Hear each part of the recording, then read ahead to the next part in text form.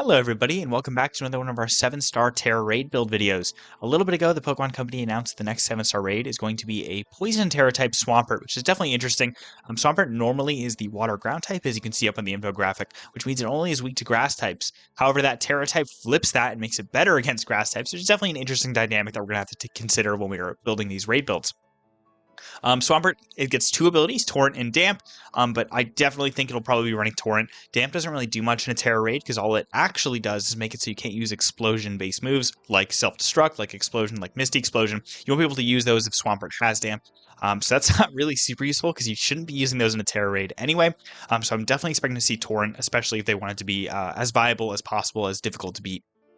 When we get over to moves, Swampert is a very, very interesting Pokemon. It has a lot higher physical attack, but it still has a pretty decent special attack and gets a lot of really good special moves. So I'm kind of expecting the Swampert to be a bit of a mixed attacker similar to the 7-star Greninja.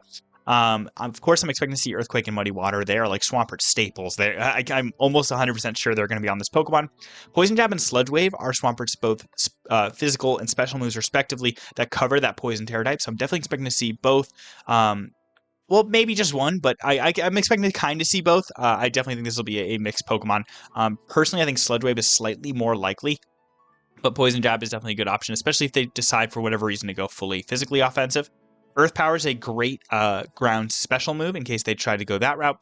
Ice Beam and Ice Punch are its ice moves on both sides of the physical and special spectrum. And then, of course, Liquidation is its best water physical move. So I definitely am expecting to see this Pokemon be a bit of a mixed set.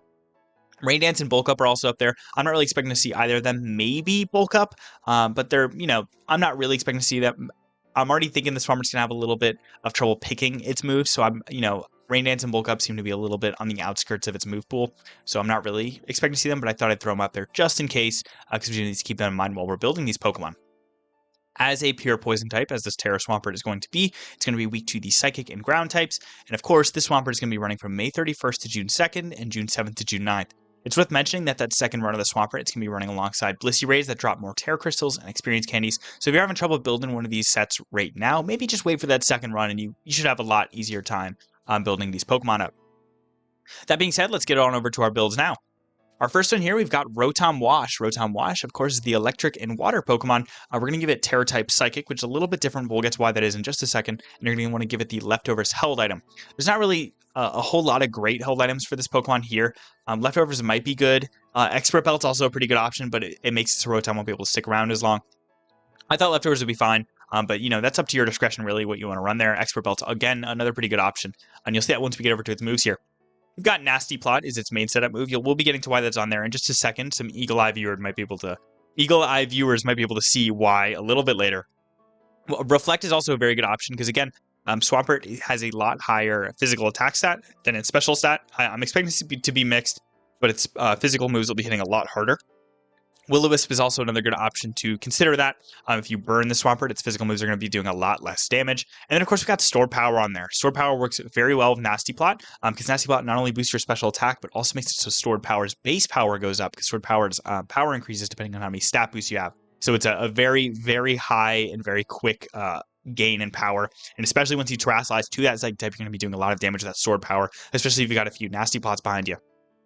Rotom Wash's only ability is Levitate, so that'll work. It'll make it so your Earthquakes and Earth Powers won't hit Rotom, which will be very nice. And when it comes to EVs, you're going to max out HP, max out special attack, and then put the last 4 into, what did I put it into? Defense. That's what you're going to want to do.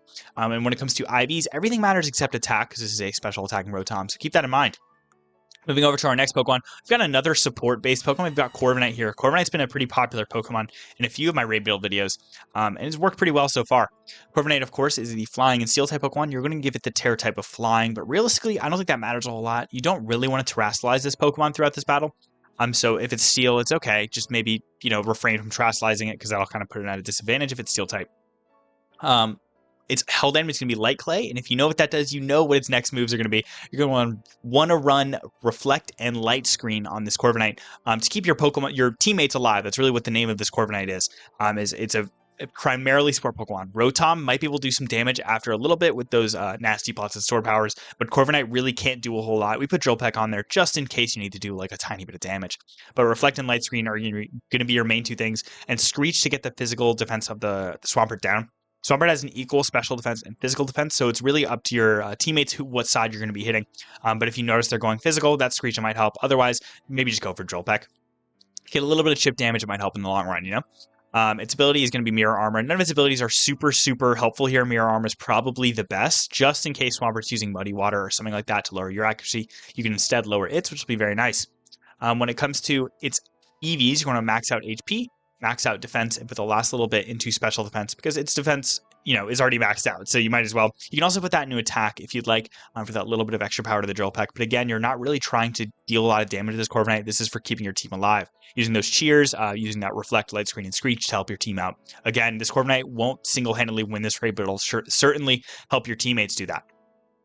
When it comes to the next Pokemon, we've got Quagsire here. Quagsire here is a bit more difficult to get because you need the Teal Mask DLC to get a Jotonian Wooper to evolve into Quagsire, but if you have it, Quagsire is a pretty good option for this raid. Quagsire's typing is water and ground. Its Tera type is going to want to be ground here, and you're going to give it the Shell Bell held item to get that little bit of extra healing when it does damage. When it comes to its moves, you're going to want Earth Power as its main damage dealing move. That is going to be super effective against the Poison-type Swampert, so keep that in mind. Chilling Water, Acid Spray, and Mud Slap are all very good ways to get you to your Tera, all having a secondary effect that will always trigger on the Swampert while also doing damage to give you that Tera Orb charge. Chilling Water lowers the Swampert's physical attack stats, so if your team's having a little trouble staying alive, that's a pretty good option. Acid Spray lowers its special defense stat, so if you notice that your Pokemon on your team have a special attack priority, that's how you get there. Acid Spray makes it so your team will start doing a lot more damage. You'd be surprised how much Acid Spray really helps. Mud Slap, if your team, is living okay, but, it might be a little rocky, Mud Slap makes it so Swampert has a higher chance to miss its attacks, and Muddy Water already has a pretty low accuracy, so if a Mud Slap or two might make it so it's having a lot of trouble hitting those moves, which can be very useful. Quagsire's ability is what makes it so good in this raid. We've got Water Absorb as its ability. Water Absorb makes it so Quagsire will instead be healed when hit by a Water-type move like Muddy Water, like Liquidation, which is super big when fighting a Pokemon like Swampert, who has such good water moves. When it comes to its EVs, you're going to max out HP, put 168 points into special attack and 88 into defense. You're going to give it the Modest nature. I don't believe I mentioned that. For Rotom, you also want Modest, and for Corviknight, you want Adamant. So keep that in mind. But for Quagsire, you also want Modest to make it so it does a little bit more damage. That nice little bit of defense investment will make sure it can live another hit or two, which will also be very nice because it takes a while to get a few Chilling Waters or Mud Slaps off, so your Quagsire can stick around. So you might want to press that Heal Cheer a few times. But once you start dealing some damage, after you've used a few Acid Sprays and you start pressing Earth Powers, you should definitely be healing enough with that Shell Bell to where you should be fine. Moving on to our next Pokemon. This one's a bit risky. I personally don't really recommend this one, but it's a cool Pokemon, and you might already have it built from a previous Tera raid or even from a previous 7-star Tera raid that we've done. We've got Empoleon here. Empoleon is the Water and Steel type. You're going to want to give it the Tera type of Psychic, which is a little different, and you're going to give it the Shell Bell held item. When it comes to moves, Mud Slap is another pretty big one on this Pokemon. Obviously, having that accuracy drop on the Swampert's pretty nice, and it's technically super effective, which is cool too. Chilling Water is another good move, as you can see on there. Again, lowering Swampert's physical attack stat, which is its predominant attack stat. Charm also does something similar. It's not a great move. I wouldn't really recommend using Charm, but really this Pokemon doesn't get any super awesome moves. So I thought I'd throw it on there. And then Terra Blast, once you get to that Terrestrialization after using a few Mud Slaps or Chilling Water, will start doing some big damage with that Psychic type on this Empoleon. Empoleon's ability Competitive makes it so if this Pokemon's stats are lowered, it gets a sharp boost to its special attack. And while I don't really see Swampert using any moves that directly do that, Muddy Water does have a chance to lower your accuracy, and if that happens, then your special attack goes up too, and you start dealing ridiculous damage with that Psychic Terra Blast. When it comes to EVs, you're going to max out HP, max out special attack, and put a little bit into special defense. Probably, personally, it's a throw up between special defense and defense. I think I would honestly probably do defense because I'm expecting the Swampert to be more physical. It might be a little difficult to get this Empoleon to live a hit, I'm going to be honest, but if you can somehow manage it, you could probably start doing a lot of damage if you get those competitive boosts.